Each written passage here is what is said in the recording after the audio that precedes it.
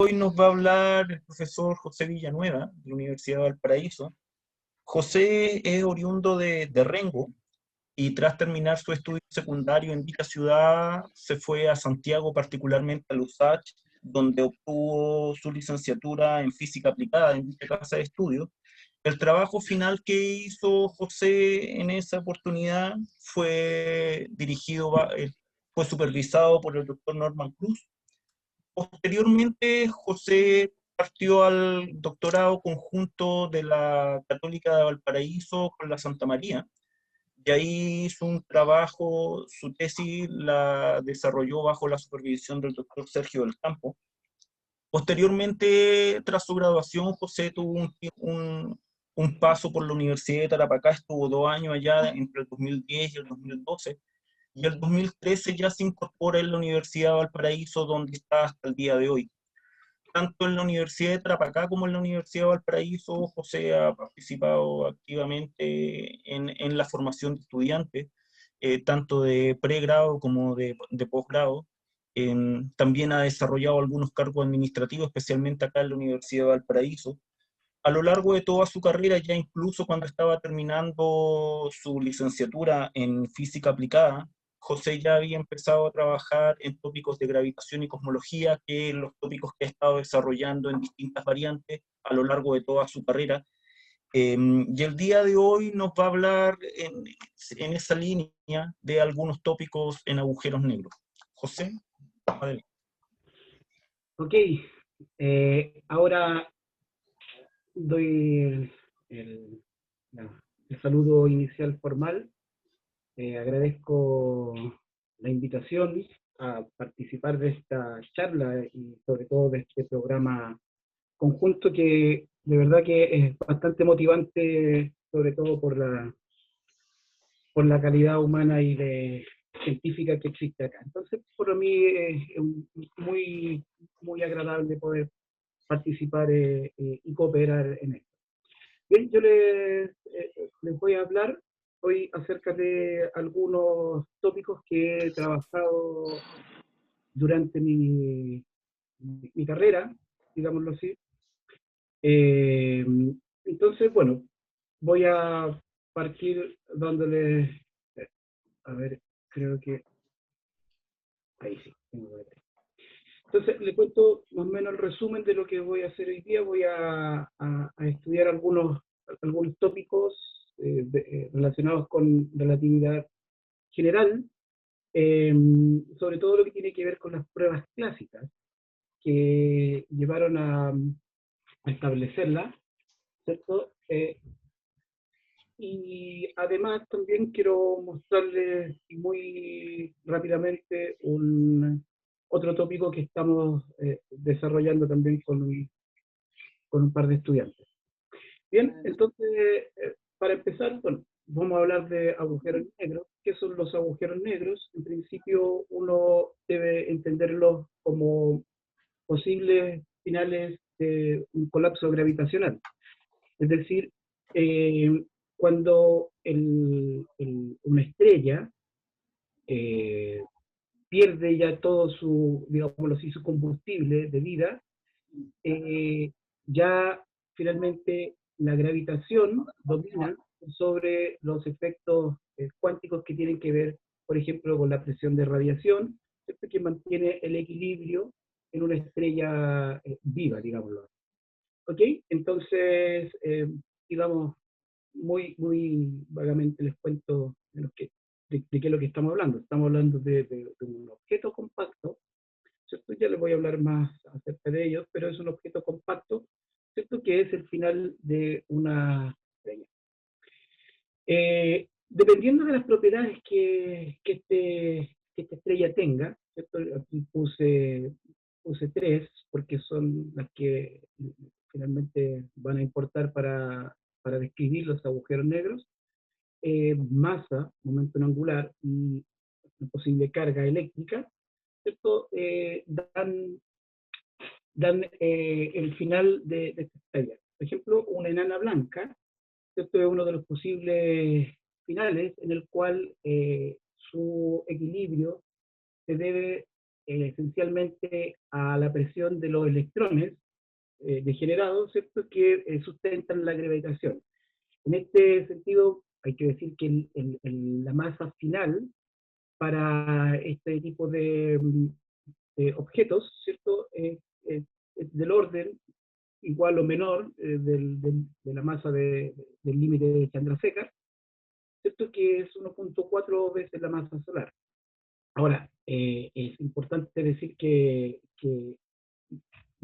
estrellas que hoy o que en vida tienen una masa un poco superior a ella, a la masa de Chandrasekhar, digo, de igual forma pueden llegar a ser una enana blanca. ¿Por qué? Porque en el proceso de muerte, digámoslo así, ellas van perdiendo masa, ¿cierto? Sobre todo cuando existen compañeras. Aquí les muestro, por ejemplo, una foto del Hubble, donde están el par Sirio, ¿cierto?, donde la compañera Sirio A es la más brillante, y la enana blanca es aquel punto que marco ahí, ¿cierto?, que es muy, muy chica en comparación con su compañera. Por eso les digo, podría ser, y obviamente ahí hubo procesos en los cuales hubo traspaso de masa para que pudiese convertirse en enana blanca. ¿Cierto? La otra posibilidad es una estrella de neutrones, la cual es sustentada obviamente por los neutrones degenerados. A ver, ocurre que cuando la gravitación, recuerden que mientras más masa, en términos de gravedad, ¿cierto?, es mayor es la gravedad, por lo tanto, esta interacción, si lo vamos a llamar así por el momento, esta interacción gravitacional es más fuerte, puede romper el equilibrio que formaban los electrones, digamos, como la primera defensa que pone la cuántica, digamos, para este colapso, ¿cierto? Entonces puede romper esta defensa y hacer que finalmente electrones y protones, ¿cierto?, puedan interaccionar finalmente, ¿cierto?, y provocar la creación de neutrones y neutrinos, claramente, ¿cierto?, para equilibrar, y así, ¿cierto?, se forman estas estrellas de neutrones. Las masas de estas estrellas son del orden, obviamente mayor que la masa del límite de Chandrasekhar, y más o menos hasta 8 masas solares. Eso también haciendo el comentario anterior, digamos. O sea, estrellas con una masa superior a 8 masas solares pueden llegar a ser estrellas de neutrones por el proceso que les digo, que hay emisión de energía, y como ustedes pueden saber, ¿cierto?, la energía o la masa es energía. Uh-huh. Bien. Lo, lo otro, aquí se me quedó un título arriba, disculpen. Lo otro que final que puede ocurrir es los agujeros negros, ¿cierto?, en el cual ya tenemos, creo que les muestro la imagen de M87, ¿cierto?, donde eh, digamos, fue la imagen del año escogida, ¿cierto?, dio lugar a una explosión en términos de investigación, ya que partió, digamos, con la obtención de esta imagen y obviamente todos los datos asociados a ella. Ahora, el, el interior de estos objetos compactos es todo un misterio, pues ya los niveles de energía, ¿cierto?, densidad y todo eso ya son bastante elevados, cosa que está en muchos términos, digámoslo así, en pañales la investigación, pues es todo un misterio. O sea, eh, eh, todo podría ser en base a hipótesis, y ¿por qué? Bueno, porque todavía no tenemos acceso a ello. Entonces, las masas son en general ya masas muy grandes, los objetos ya con masas de sobre 8 masas solares son candidatos genuinos para hacer agujeros negros. Bien, entonces, ¿cómo se entiende estos objetos? Vean ustedes que ya por los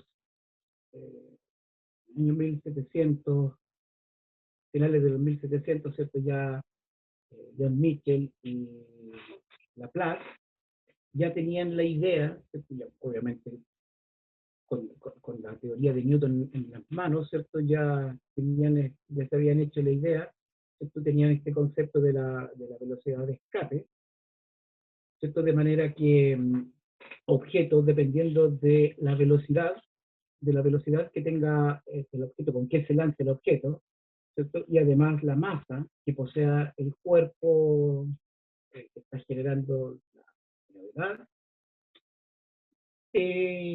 ¿cierto? Estos objetos lanzados pueden escapar del campo gravitatorio de estos planetas o estrellas, digámoslo.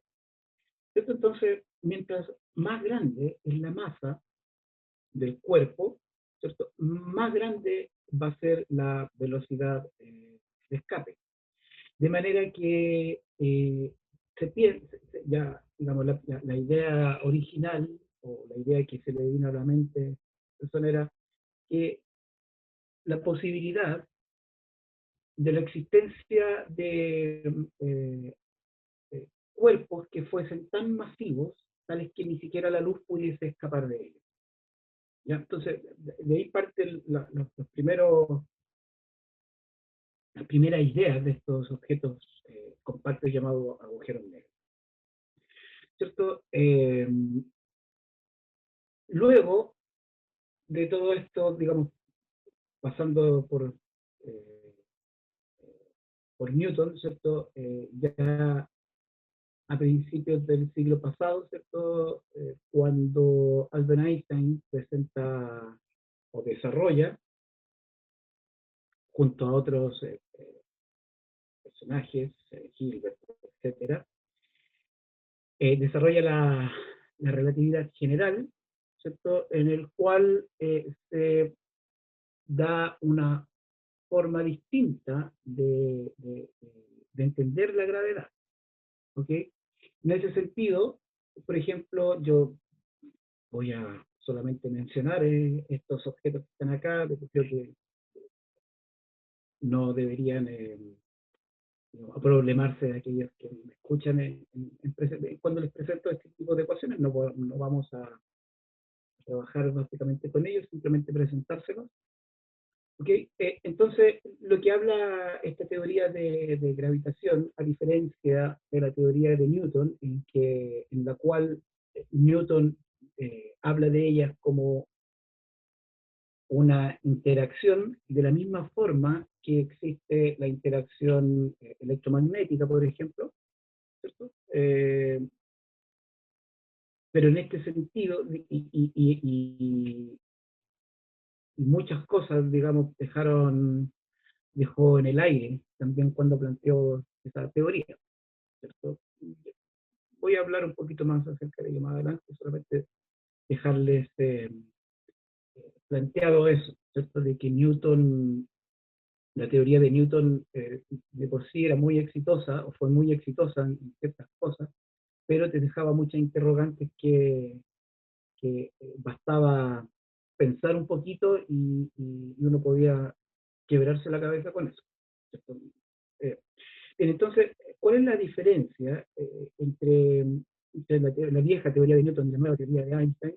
En que todo esto se plantea desde el punto de vista geométrico. Es decir,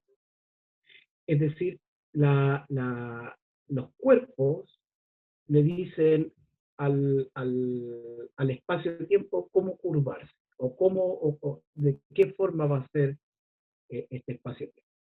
¿Ya? En ese sentido, hay un lado en las ecuaciones de campo, que son estas las ecuaciones de Einstein, ¿cierto? En ese sentido, el lado izquierdo habla de toda la geometría, ¿cierto? Tiene que ver con cómo es que se va tejiendo esta variedad que se compone de espacio y tiempo como un todo, ¿ya? Y el lado derecho contiene toda la información de materia y energía, es decir, es un juego en el cual yo podría, por ejemplo, si conozco la geometría, ¿cierto? Siendo muy positivista, ¿cierto?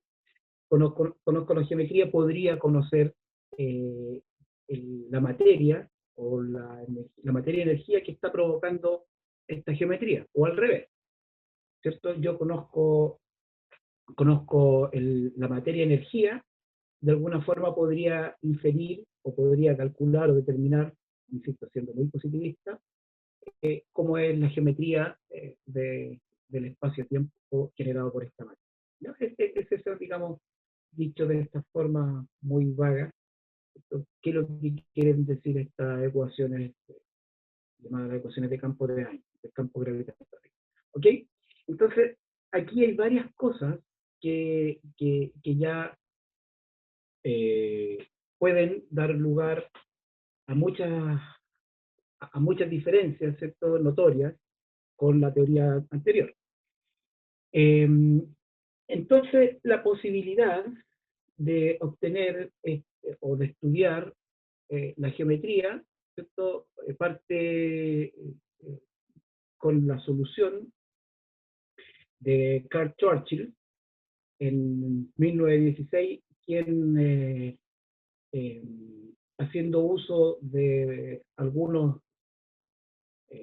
conceptos tales como eh, simetría esférica, ¿cierto? Asume que no existe carga eléctrica y además que el espacio-tiempo y la distribución, digámoslo así, está dando lugar a este espacio-tiempo, que es un espacio, digámoslo así, de vacío, eh, da, digamos, con estos ingredientes, él obtiene la primera solución, ¿cierto? A las ecuaciones de campo, que está descrito por esta métrica. Ahora, este objeto que está acá, para aquellos que no están muy familiarizados con todo esto, esto es en esencia es en esencia el teorema de Pitágoras generalizado, digámoslo así.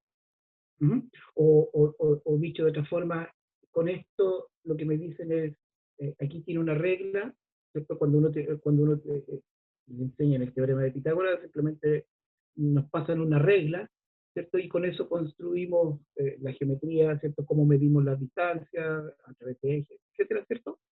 Con ordenado, ¿cierto? Nosotros podemos, a partir del origen, y hacer todas las mediciones con una regla. La diferencia, ¿cierto?, de esto es que además a nosotros nos entregan un reloj. Entonces, en este sentido, es un teorema, digámoslo así, de Pitágoras generalizado, en el cual ya no estamos midiendo distancias en un espacio plano, sino que también en un espacio que pueda tener una curvatura, por lo tanto esa regla tiene que adaptarse a esa curvatura, y, y cuando nosotros nos estamos adaptando a esa nueva regla, ¿cierto?, tenemos que ir acompañados siempre de un reloj. De forma muy vaga lo que le estoy comentando. Obviamente, matemáticamente tiene todo un trasfondo que no tiene sentido verlo más acá. ¿Ok? Sin embargo, lo que les quiero decir acá es que esta nueva o esta métrica, ¿cierto?, que soluciona las ecuaciones de campo, contiene este término que está acá, que va a ser, lo voy a ocupar durante toda la charla, por lo tanto quisiera dar énfasis a esto, lo que se llama el radio de Schwarzschild. Simplemente es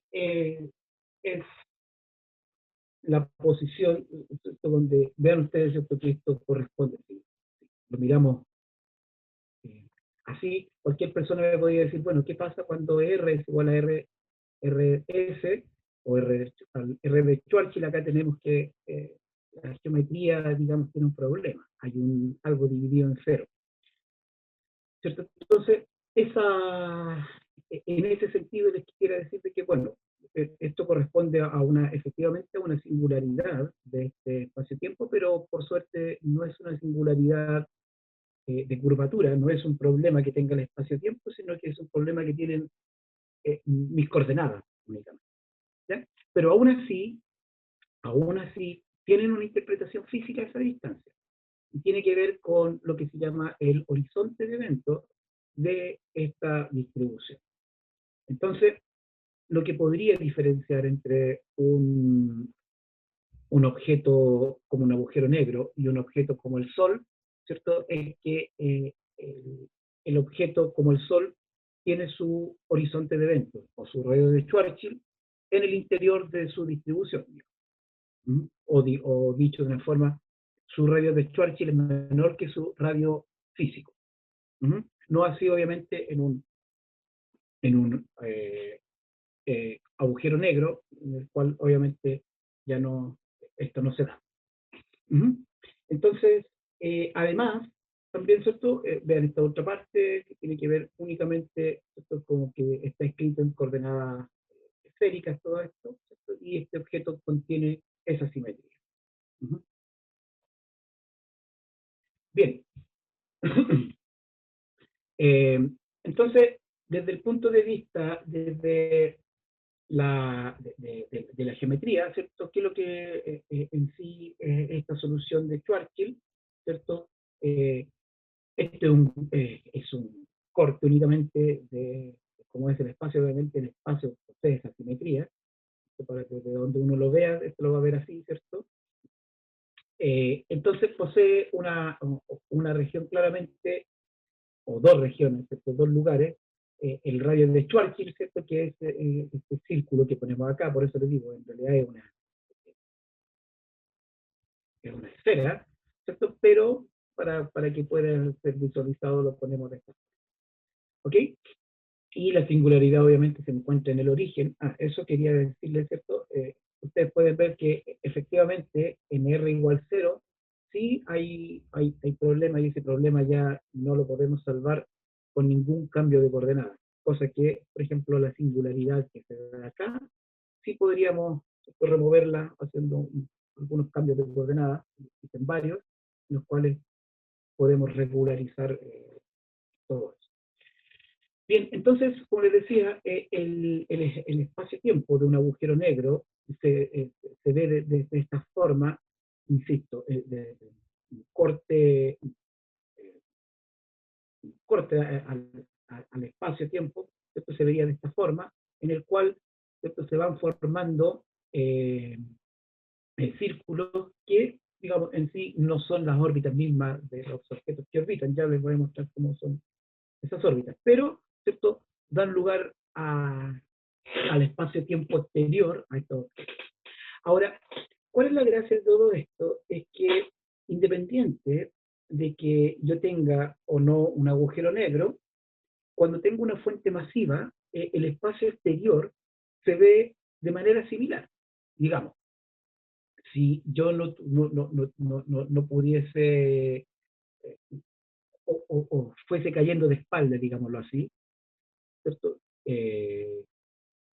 Yo no tendría idea, ¿cierto?, de qué es lo que me está atrayendo. No sé, sé que estoy cayendo a algo, pero no sé a lo que estoy cayendo, ¿cierto?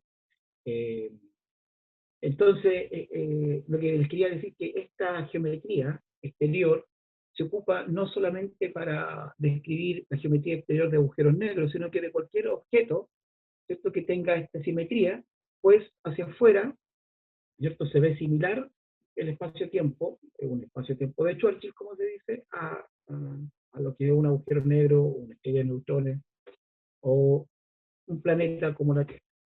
¿Ok? Obviamente que depende de la masa, ¿cierto? Qué tan curvo o qué tan curvadas van a ser estas cosas, pero en principio es eso.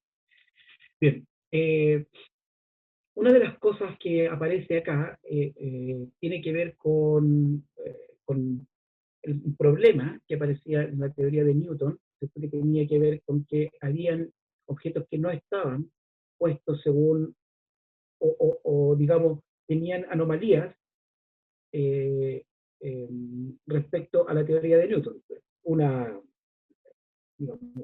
de los grandes éxitos que tiene la teoría de Newton fue que Le Verrier pudo simplemente haciendo uso de ella, predecir la existencia del planeta Neptuno, ¿cierto? Aquí les muestro, ¿cierto? Haciendo el cálculo de una forma bien pictórica, apuntándole, diciéndole al astrónomo, pongan sus telescopios hacia allá, porque allá van a encontrar algo, ¿cierto? Simplemente haciendo el cálculo, en el cual obviamente llevó al éxito de eso, y, ¿cierto?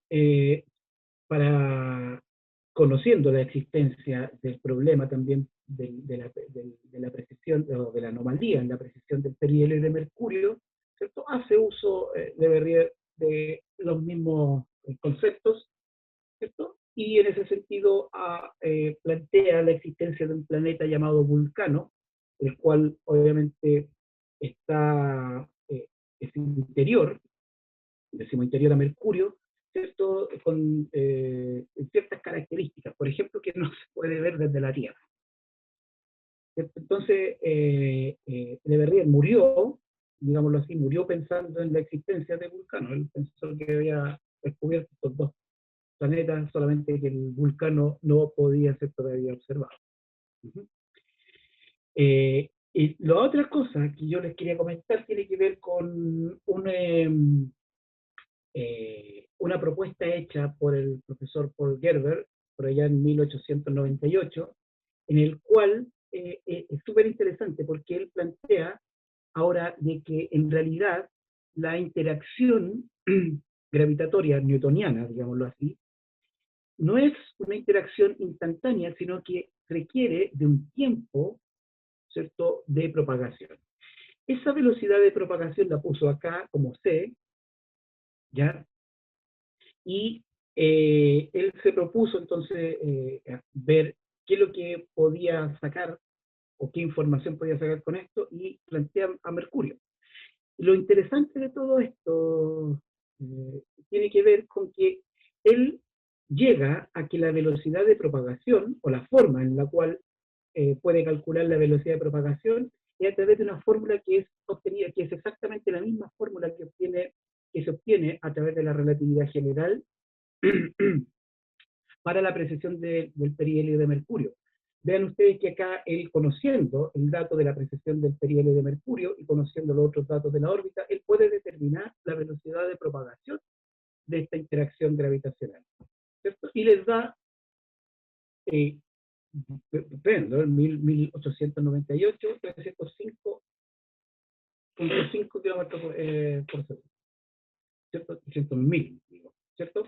Es bastante interesante. Quiero decirles de todas formas para que es muy interesante el paper, pero contiene algunas fallas bastante gruesas en la deducción misma, ¿ya? Entonces, como una cosa pedagógica, te la recomiendo, digamos. Es muy interesante, muy fácil también de seguir el paper, a pesar de que está en alemán, uno simplemente sigue los cálculos. Se los dejo ahí. Bien, entonces, ¿cómo se explica? Entonces, volviendo a lo que es la relatividad general, ¿cierto? ¿Cómo se explica esta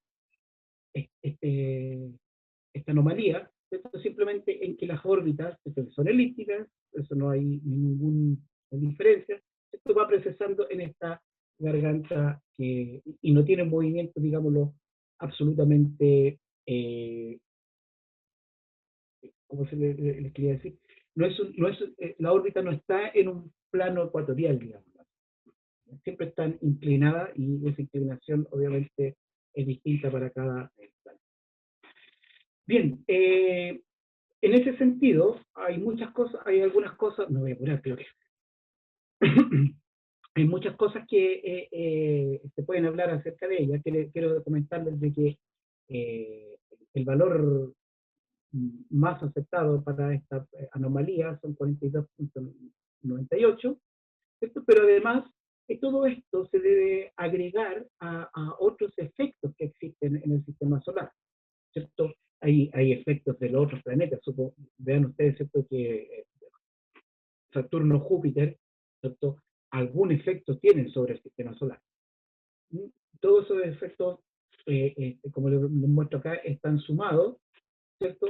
Pero hay una discrepancia. Si uno suma todos estos, digamos, le sumó el efecto de la relatividad general, ¿cierto? pero aún así entonces hay una discrepancia que es negativa.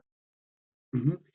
Acá más o menos les muestro eso, ¿cierto? O sea, hay un total, una precesión total, ¿cierto? Hay una precesión que es observada, por lo tanto hay una diferencia de precesión que uno puede ver, digamos, podría empezar a jugar con ella. Y eso es efectivamente lo que uno hace, o algunas de las cosas que hemos hecho.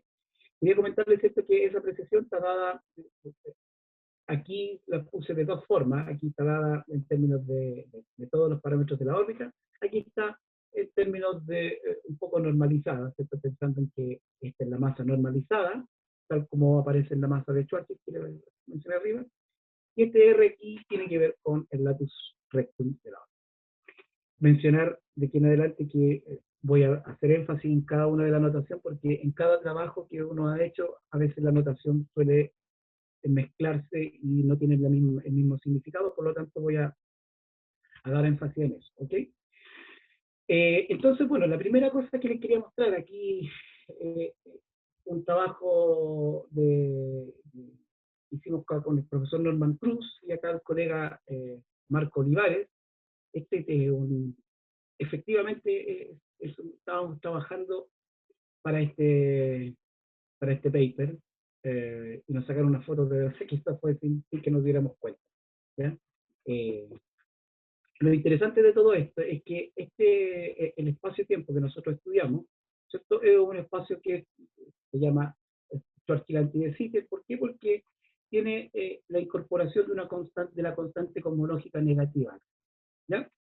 Entonces, en ese sentido, una de las cosas que nosotros pudimos ver ahí es que efectivamente hay un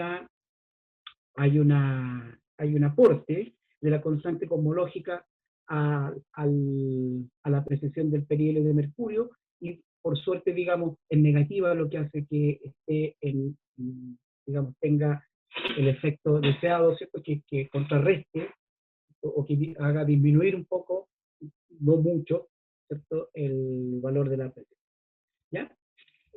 Otra cosa que también hicimos acá, por allá por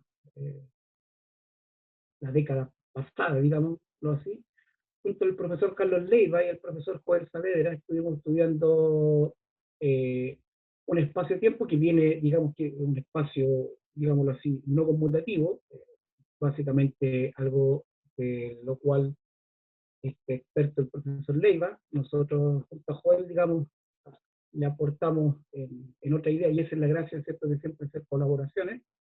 Y en ese sentido, lo que les quería comentar de que el lagrangiano de movimiento, ¿cierto?, solamente le quise poner esta parte, se ve afectado cuando uno incluye esta teoría, ¿cierto?, se ve afectado por la inclusión de este término que está acá, ¿ok?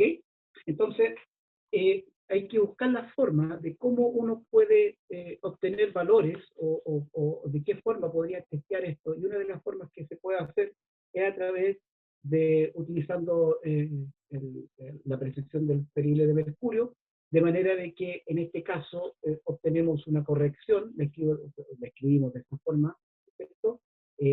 Dada de esta forma también con el signo negativo, ¿cierto?, y que incluye el término que aparece de la teoría, el SUP, que nosotros pudimos darle, entonces, utilizando los valores, darle la cuota a esto, ¿cierto?, que aparece acá. Muy pequeña, ¿cierto?, es del orden de la longitud de Planck, que en ese momento nosotros le llamamos el SUP por ese sentido, pero podría ser una cuota solamente.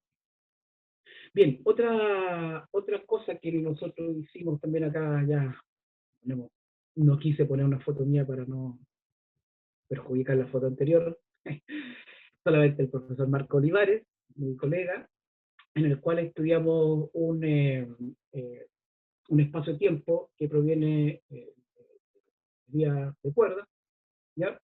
Sin ir más lejos, ¿cierto? Lo que les quería comentar es que en ese sentido, cuando uno escribe en estas coordenadas esa métrica, ¿cierto?, lo que obtiene es que aparece, entre comillas, como un defecto angular acá.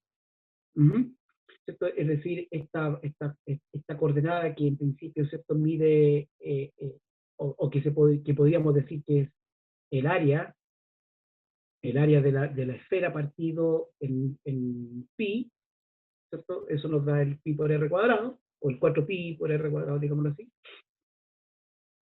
¿cierto? En ese caso ya no es el r cuadrado, sino que está corregido de alguna forma por este parámetro que proviene de una carga, ¿cierto? Que proviene de esta teoría, ¿ya? Entonces, nuevamente aplicamos este, perdón, la anomalía de Mercurio, ¿cierto? De manera que podemos encontrar nuevamente acá una nueva corrección, ¿cierto? Acá cambiamos la notación, por eso les decía, ojo con eso, acá L representa el semilatus rectum, de manera que nosotros podemos, simplemente comparando con la observación, darle valores a, a estas cotas, o perdón, a estos parámetros que aparecen acá de esta teoría. De manera de que, yendo un poquito más allá, podríamos, ¿cierto? Para poder explicar todo esto, deberíamos poder darle una densidad de carga eléctrica que es muy pequeña en realidad, ¿cierto? Piensen ustedes de que esto es mucho menor que el número de Avogadro por metro cúbico. Entonces, digamos, eso nos permite, ¿cierto? Contrastar la teoría con, con la observación. Otra de las cosas interesantes que uno puede ver tiene que ver con lo que es la deflexión de la luz, ¿cierto? En el sentido de que los objetos o la luz proveniente de objetos distantes, ¿cierto? Es desviada por los campos, por un campo gravitacional. Esta aseveración que les dije recién no es válida cuando uno considera la teoría de Newton, pensando, ¿cierto? En que esta interacción gravitacional depende de las masas. Los fotones, al no tener masa, no deberían ser desviados por los campos gravitacionales, cosa que no ocurre y que fue probada, ¿cierto? Por acá, por Eddington, el cual, ¿cierto? Dicen, ¿cierto? Que llevó a la fama a Einstein. Lo que hizo Eddington llevó a la... son gente que hay distintos comentarios de ese tipo. Bien.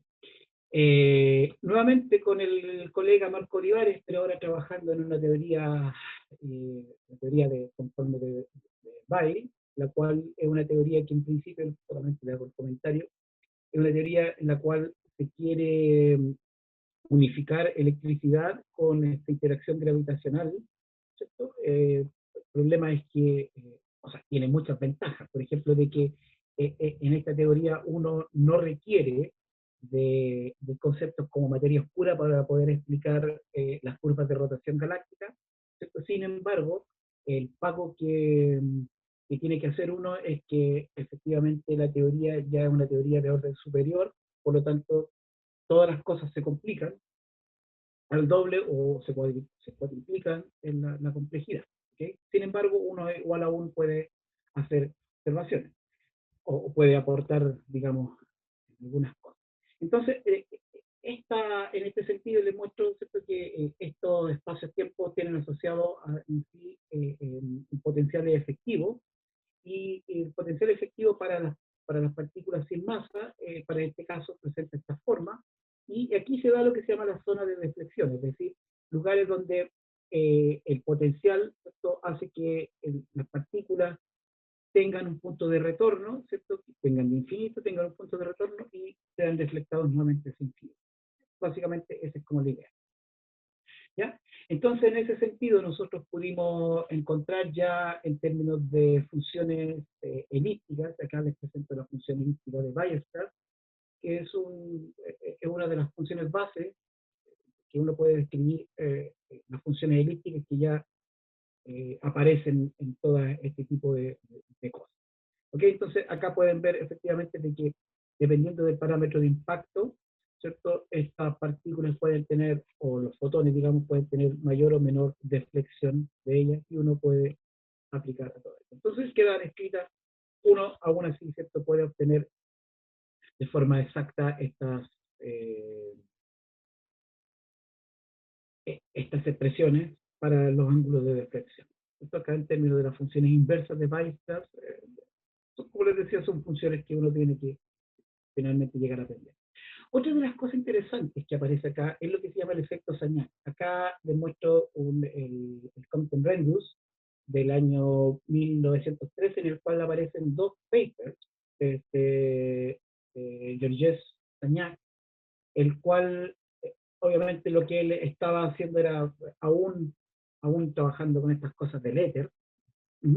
Y eso básicamente tiene que ver con experimentos de interferometría, en el cual se lanzan haces de luces en direcciones opuestas en un marco de referencia giratoria.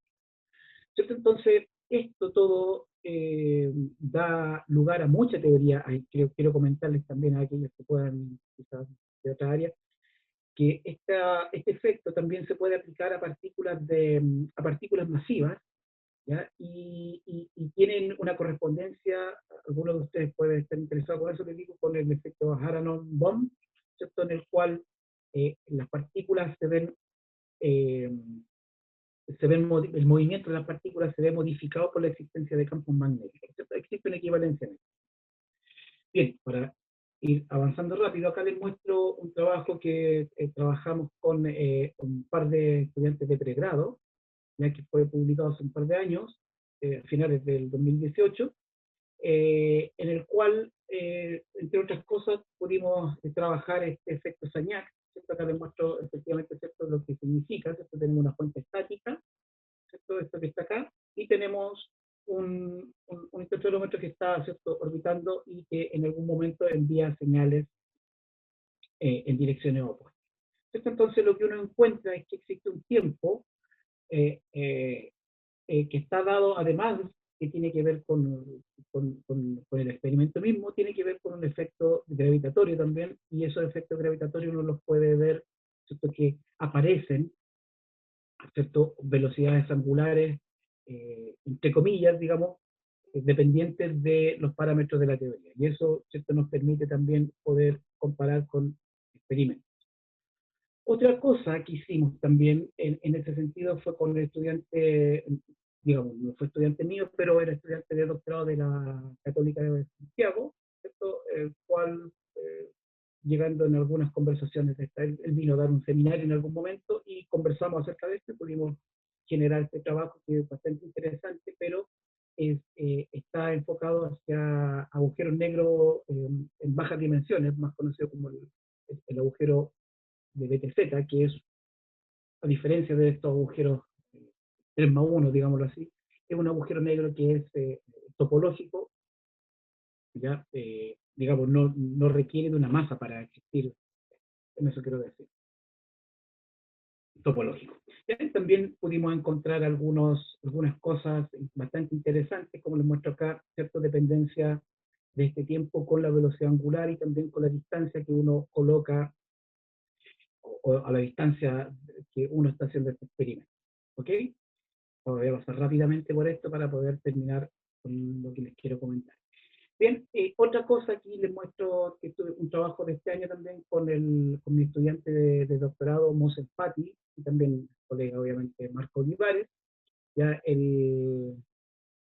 con Mosel quiero decir que tenemos varios trabajos más también, pero quiero hablar acerca de este, que tiene que ver, o una de las cosas que aparece de acá, estudiamos el Shapiro delay, el retraso en las señales, ¿cierto? Es decir, por ejemplo, pensemos en la Tierra y Marte, por dar un ejemplo, ¿cierto? En el cual se envían señales, envía una señal, va y vuelve, ¿cierto? Y uno encuentra, o por efecto únicamente de que hay un campo gravitatorio, ¿cierto? Encuentra que además, ¿cierto?, existe un efecto debido a la gravedad, ¿cierto? En este sentido, además del movimiento propio, ¿cierto?, de cada uno de las fuentes, ¿cierto?, y el receptor.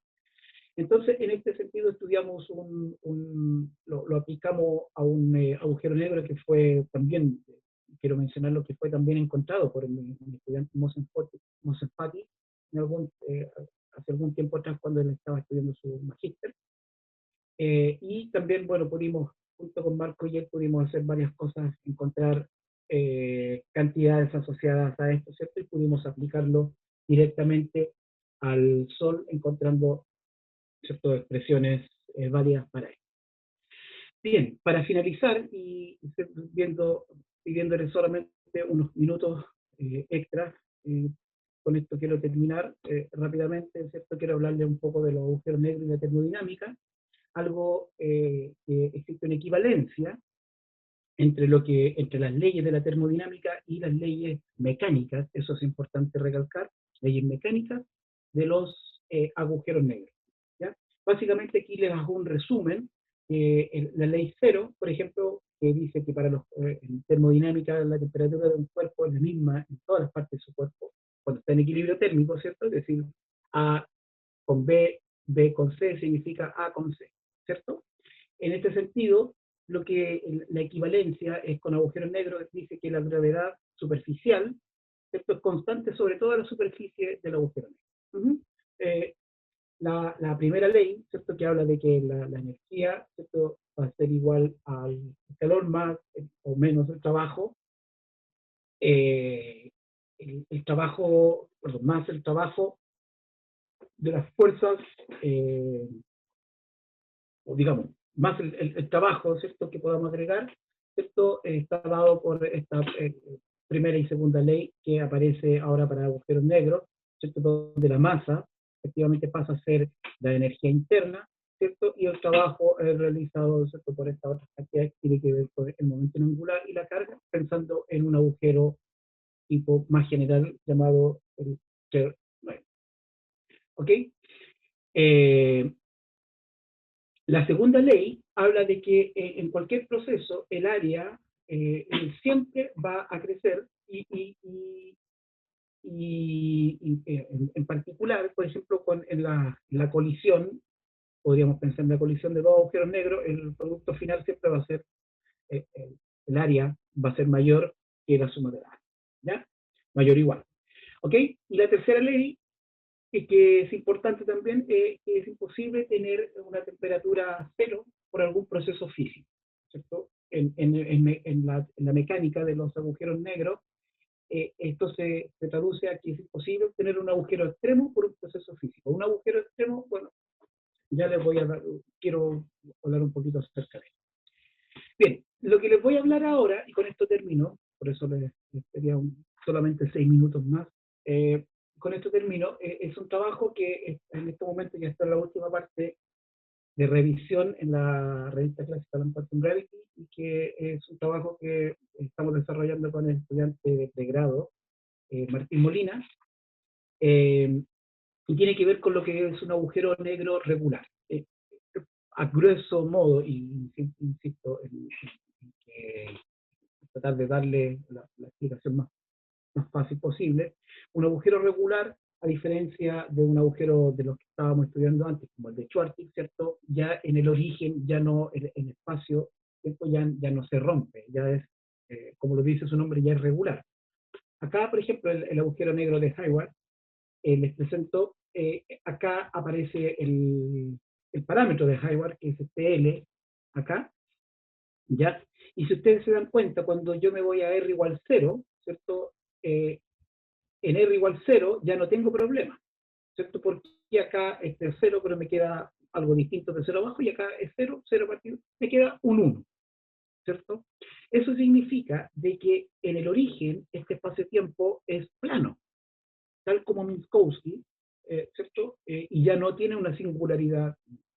Ahora, la interpretación física de todo esto un poco, escapa un poco más allá de esta charla, pero lo que les quiero comentar es que matemáticamente lo que tengo acá arriba es un polinomio de grado 3, cosas que ya bastante tiempo llevamos trabajando con los estudiantes y con el grupo nuestro.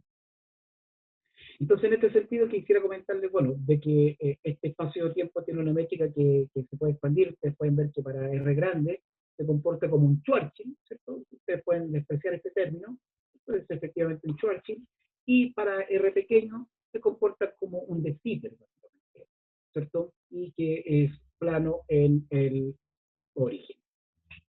Bien, lo que se hace, por suerte, como les decía, estas cosas de las raíces cúbicas o cuárticas ya son cosas que manejamos con bastante solvencia, sobre todo los estudiantes entonces, lo que podemos estudiar acá es que existen estas raíces, ¿sí?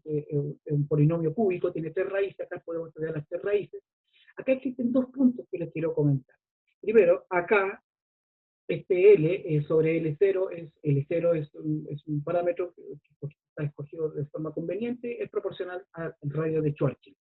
Vean ustedes que el radio de Schwarzschild es proporcional a la masa, por lo tanto el radio de Schwarzschild en esta parte corresponde a la energía interna. ¿Ok? Es en efecto, digamos, salvo unas constantes, pero como es la masa, es la energía interna.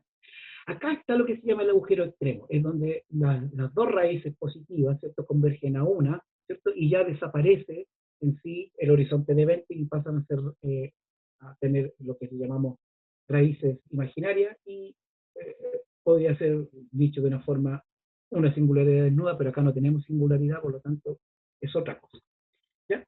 Bien, como les decía, entonces acá tenemos el horizonte de evento, ¿cierto?, que lo podemos describir en términos de este alfa. Vean ustedes que este alfa, para lo que va más adelante, es una función homogénea de grado 0, ¿cierto? Es decir, yo varío el L y varío el R, ¿cierto? Lo multiplico por cualquier factor, si este factor ¿cierto?, es el mismo, ¿cierto?, no va a pasar nada, es una función homogénea de grado 0.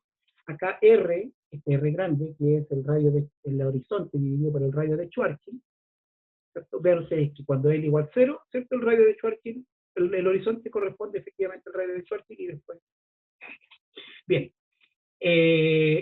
hay algunas funciones que aparecen acá que son interesantes, sobre todo esto tiene que ver con esta función que es divergente acá, que es la que diverge acá en la parte del agujero extremo, agujero negro extremo, ¿ya? Y, bueno, está todo esto. Bien, lo que les quería comentar entonces rápidamente es que la entropía uno la puede estudiar, ¿cierto?, con la equivalencia, diciendo que básicamente un cuarto del área, acá del área fundamental, ¿cierto?, porque está dividida por el área mínima, ¿cierto?, que es la longitud de Planck, o sea, un área elemental, ¿cierto? Y en nuestro caso, ¿cierto?, la podemos escribir esta entropía de esta manera conveniente, ¿cierto?, proporcional a RS, ¿cierto?, y por esta función que está acá. Ahora, vean ustedes que en este caso es una función homogénea de grado 2, ¿cierto? Esto es homogénea de grado 0, pero aquí aparece el RS. Por lo tanto, como les decía, es una función homogénea de grado 2, ¿cierto? Uno puede hacer todo el uso de todo lo que conoce, más adelante, ¿cierto? Esta, como les decía, es la energía interna RS, y uno puede escribir la forma diferencial de esto y hacer uso de las definiciones, encontrar una temperatura, ¿cierto?, en términos de todas estas cantidades que uno conoce. Acá T sub S corresponde efectivamente a la temperatura, o el parámetro de temperatura para Schwarzschild, ¿cierto?, que nos da esta forma. Si uno grafica todo esto, ¿cierto?, nos da esta forma. Vean ustedes, ¿cierto?, cómo se comporta a medida que yo varío L y con R. Eso quería decir. Entonces, lo que estamos haciendo acá es efectivamente utilizar este parámetro L como una variable termodinámica, ¿ya? Y lo que estamos estudiando es cómo es que varían las cantidades termodinámicas, ¿cierto?, en función de ellas. Entonces, cuando uno, como les decía, estamos considerando que este parámetro de Hilbert es una variable termodinámica, necesariamente tenemos que asociar una fuerza generalizada, ¿cierto?, que está definida de esta forma. Podemos ver, ¿cierto?, que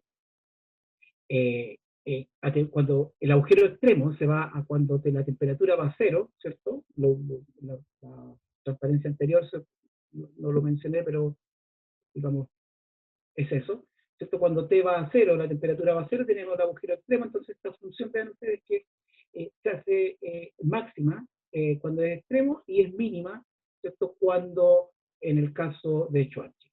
Cada uno de estos, ¿cierto?, está hecho para distintos R sub S, estas curvas.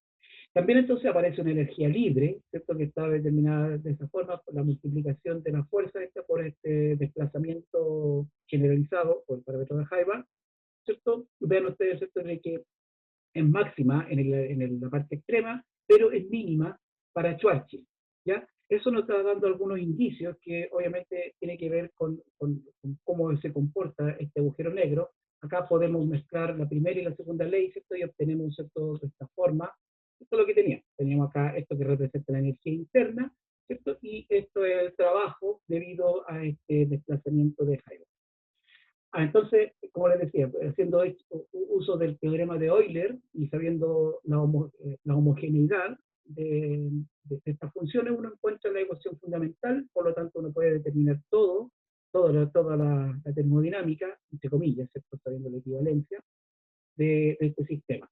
Ahora, lo interesante, quería comentarles ya para cerrar todo esto, quería mostrarles, ¿cierto?, de que la variación, acá cada curva está hecha variando L, dejando cada curva está fija, un RS, y se varía L. Ven ustedes de que a medida de que L, yo varío L, el L al decrecer, aquí es máximo, a medida que va decreciendo, ¿cierto?, va tendiendo esta curva, que es la curva para L igual 0. Es decir, para que la entropía crezca, necesariamente el L debe de crecer. Es decir, ya, eso es bastante interesante notar de eso. Finalmente, lo último que les quiero mostrar tiene que ver con lo que es el calor específico, ¿cierto? En este sentido, uno puede determinar, encuentra, ¿cierto?, las expresiones para este calor específico en términos de las cantidades ya expuestas, ¿cierto? En el caso de Schwarzschild, obviamente, estas funciones uno lo puede encontrar y se da, ¿cierto?, en cuenta efectivamente el valor que se le da una relación de consistencia, ¿cierto?, que es el valor que se encuentra para Schwarzschild.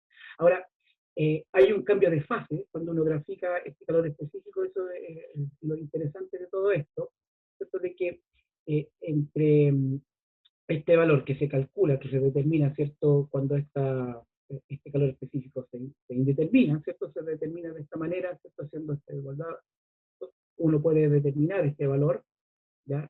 Y decirle, ¿cierto?, de que tiene un comportamiento bastante distinto. Se comporta en esta región entre 0 y este L sub PT, se comporta como este agujero tipo Schwarzschild, en el cual eh,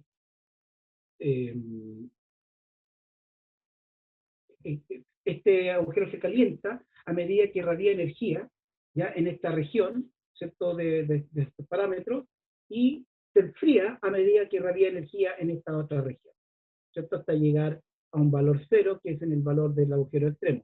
Yo les quería comentar de que esta transición de fase que aparece aquí, uno la puede estudiar viendo la energía libre de Gibbs, ¿cierto?, y darse cuenta que aparece una discontinuidad en la segunda derivada de ella, por lo tanto uno puede inferir de esta manera que es una transición de segundo orden que aparece en este agujero de...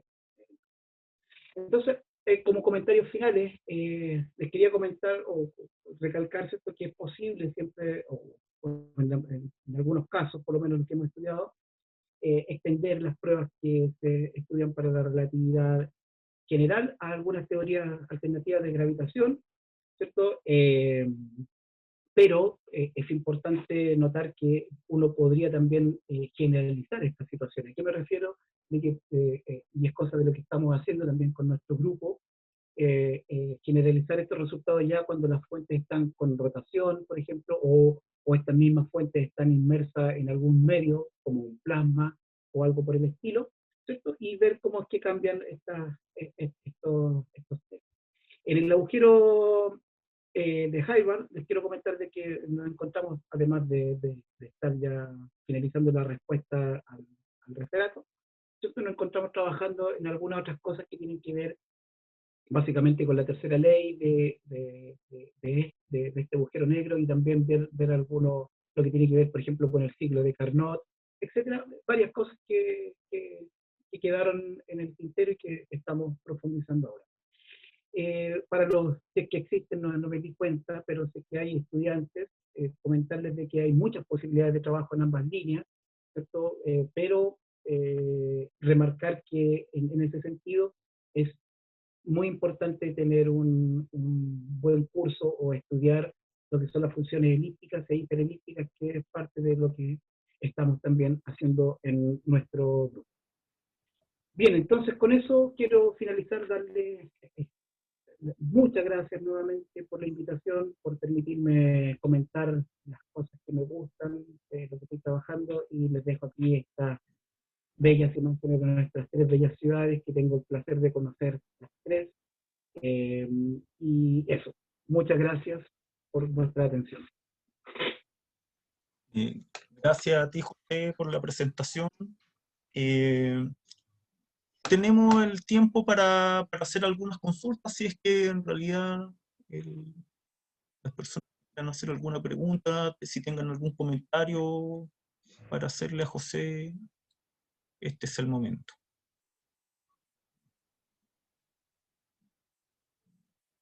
José, Sí. primero que nada felicitarte por la exposición, realmente fue súper transparente, clara y muy didáctica, sobre todo para las personas que no trabajamos en el área, así que muchas felicitaciones. Yo quisiera hacerte dos consultas que son más que nada, es curiosidad. Cuando encuentran esa transición de fase de segundo orden, ¿tiene asociado un parámetro de orden? ¿Se le conoce el parámetro de orden?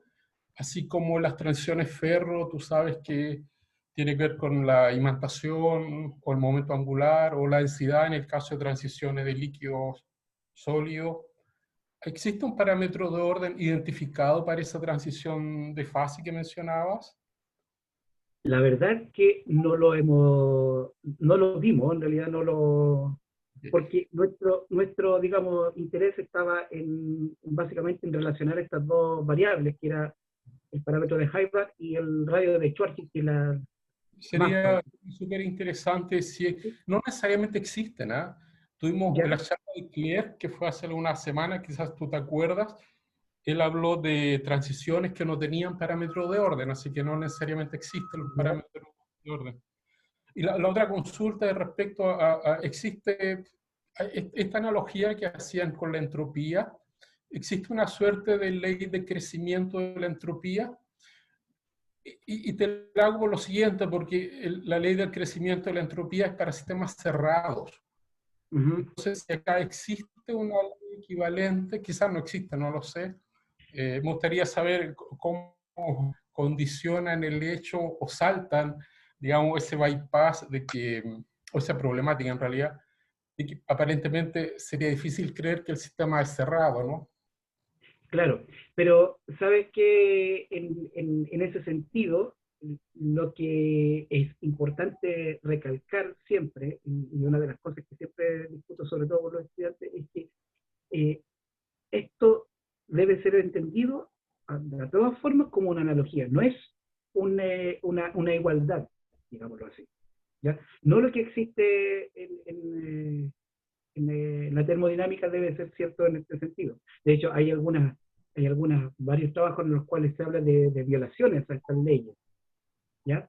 Entonces, no, la entropía es por lo menos hasta donde yo lo he estudiado, y quiero también ser súper franco en esto, yo llevo súper poco también estudiando esta parte, digámoslo desde este año, no solamente. Entonces, por lo menos yo no lo he visto de esa manera, no podría darte tampoco más detalles porque en realidad no lo sé. Okay, muchas gracias, Jaime. José. José. Me pareció ver que Samuel tenía la mano levantada, así que Samuel, si es que eso era así.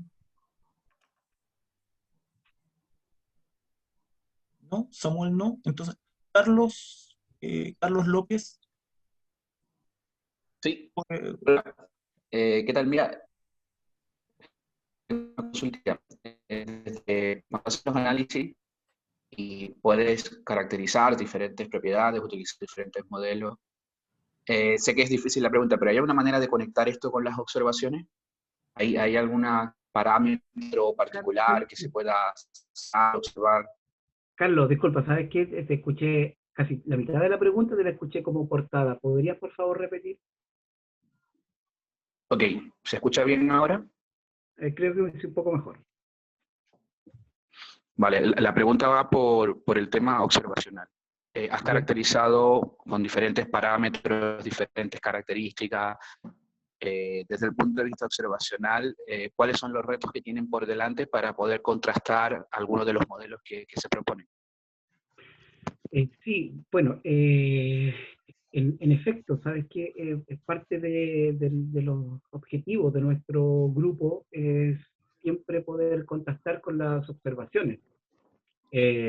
No siempre es fácil. ¿Por qué? Porque las cosas, digamos, en el papel parecen más sencillas, pero no siempre uno puede llegar a contrastar esta. Por ejemplo, te quiero comentar, este agujero negro de Hayward, yo lo conocí tratando de estudiar la precesión de perihelio con este parámetro, y no pude. No pude hacer porque el parámetro se me iba a la punta del cerro, digamos, se me escapaba todo. Entonces, cierto, nuestro objetivo principal es siempre contrastar, y nosotros hemos podido, en la mayoría de los casos por lo menos, hemos podido llegar a buen puerto, a dar valores a estos parámetros que son extras de las teorías, como te comentaba, ya sea a través de la precesión de mercurio, de la reflexión de la luz, o del efecto Sagnac, del delay de Shapiro. Por lo menos en el último agujero de Hayward se me ha hecho más complicado hacer eso, ¿ya? Y tiene que ver también un poquito con que la fuente que forma este agujero negro es un poquito complicada de entender.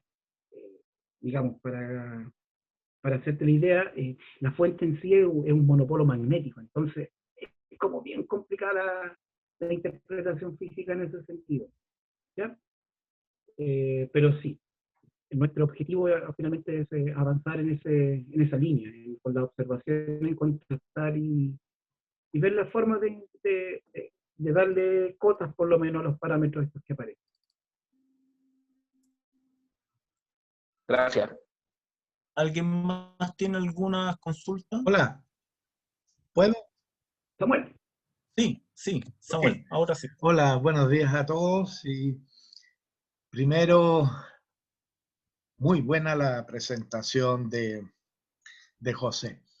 La pregunta es muy sencilla. Si yo me imagino un agujero negro que esté radiando o se está evaporando, ¿qué debo entender que pasa con el área del horizonte de evento de ese agujero? Si disminuye, estaríamos en problema con la segunda ley. Por otro lado, uno piensa, si el agujero se está evaporando, se está contrayendo y no inflando, digámoslo así, en el sentido de entender que el área siempre crece frente a cualquier evento.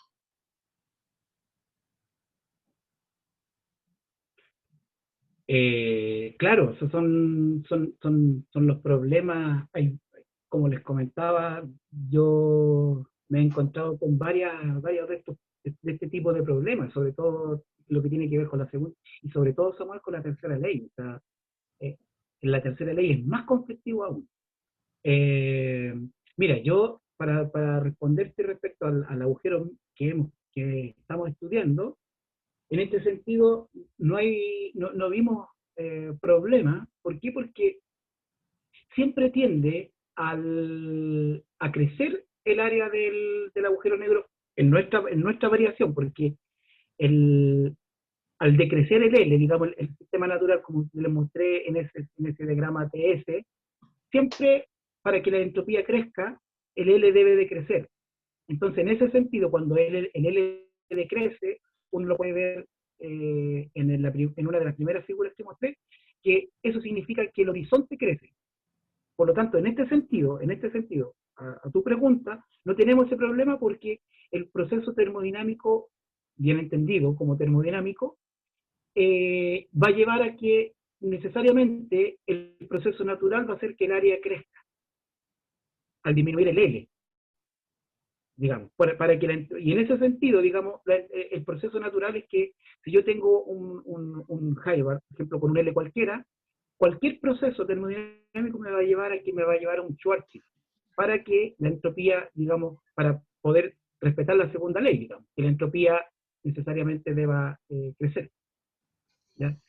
Para lo otro, bueno, estoy trabajando con un par de colegas los días jueves, un tal Samuel Lepe y un tal Norman Cruz, para tratar de entender mejor la termodinámica de estas cosas.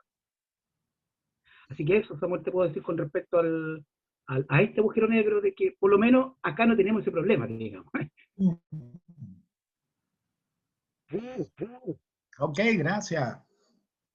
Un, co- ¿Alguna otra consulta? un comentario, César Flores de nuevo. La Adelante, segunda, César. sí, la segunda ley, hay que tener cuidado, es para sistemas cerrados. Sí, sí, sí. O Sí, sea, sí, sí. puede haber violación de la segunda ley en sistemas abiertos. Y acá la impresión que tengo yo es que son sistemas abiertos. Llegan al Sí, infinito, así que no debería ser, a juicio mío, bueno, me corregirían los expertos, un problema que se puede violar la segunda ley en ese sentido, ajá. porque no está sujeto a las restricciones de sistemas aislados. Claro, claro. O sea, es bien, muchas gracias en todo caso por la acotación. ¿Sabes por qué? Porque, claro, o sea, en este sentido nosotros debemos entenderlo así como nosotros enseñamos, ¿cierto? Acostumbramos a enseñar nuestras asignaturas. Partimos con la vaca esférica y sin rosa, ¿cierto? O sea, tenemos este bicharraco, no tenemos nada más en nuestro universo, digámoslo así. ¿Me entiendes? Entonces, claro, el comentario de César es totalmente contingente con lo que estamos hablando. O sea, uno debería considerar, primero que todo, o cerciorarse de que estamos en un sistema cerrado para poder aplicar la segunda ley. Completamente de acuerdo con sí. Pero, digamos, hago hincapié a ese comentario, digamos, estamos asumiendo la vaca esférica y sin rosa. ¿Ya? Pero gracias por el comentario. Lo entiendo y lo acepto totalmente, digamos. Voy a aprovechar yo de hacer un par de consultas que podrían ser rapiditas. Vi que habías hecho algunos trabajos con agujeros negros ADS, y en particular que habías visto algunas cosas con la geodésica de ese tipo de agujeros negros. ¿Tú sabes si los parámetros del agujero negro para un agujero negro ADS, o la geodésica misma, o alguno de los parámetros, eh, tiene algo, aparece involucrado en algún tipo de esta correspondencia holográfica? Sí, sí, sí, sí, absolutamente. Sí, sí. De hecho, mira, creo que es una de las cosas que en algún momento me gustaría conversar particularmente contigo, Alfredo, porque hay varias cosas que sí se pueden aplicar. ¿Mm? Y nosotros con Marco tenemos, bueno, y Norman, tenemos algunas cosas hechas con respecto a eso que te quería comentar, digamos, en algún momento, digo, privadamente. Pero sí, Alfredo, hay, Qué bien, qué hay. interesante. Oye, y otra cosa también, tú sabes si, como hablaste de agujeros negros regulares, si existen agujeros negros regulares que sean ADS, o no son dos cosas que no van juntas. Pues sí, sí, lo que pasa es que existe una familia en realidad este agujero de Hayward es una clase particular de unos agujeros que son más generales, los de Bardeen, y además también ya uno puede construir, existen un par de artículos que más o menos te dan una receta de cómo construir estos agujeros regulares, que obviamente satisfagan todas las condiciones que tú requieras, digamos. Ahora, el producto que tú obtengas, yo todavía en realidad no te podría decir de que están hechos exactamente el ADS, pero sé que existe una receta general en la cual tú le puedes agregar todos estos ingredientes, digamos, para la construcción de estos agujeros regulares. También te podría dar, digamos, en algún momento, Alfredo, te podría dar la referencia por si te interesa, realmente es bastante interesante y es directo, digamos, la construcción. Ahora, la interpretación sí, como te decía, es bastante, hay que tener mucho cuidado con la interpretación física, sobre todo cuando uno quiera meterle estas cosas de pruebas observacionales. Uh-huh. Ya, ok. Muchas gracias, José. Y Alfredo. bueno, ya por una cosa de tiempo, si hay alguna consulta adicional, podrían contactar directamente a José. Ahora ya estoy viendo que algunas personas ya se están retirando, así es que aprovechemos de agradecer. Les voy a pedir que abramos los micrófonos para que podamos darle un caluroso aplauso agradeciendo a Carla. Bueno, muchas gracias nuevamente por la invitación y eso.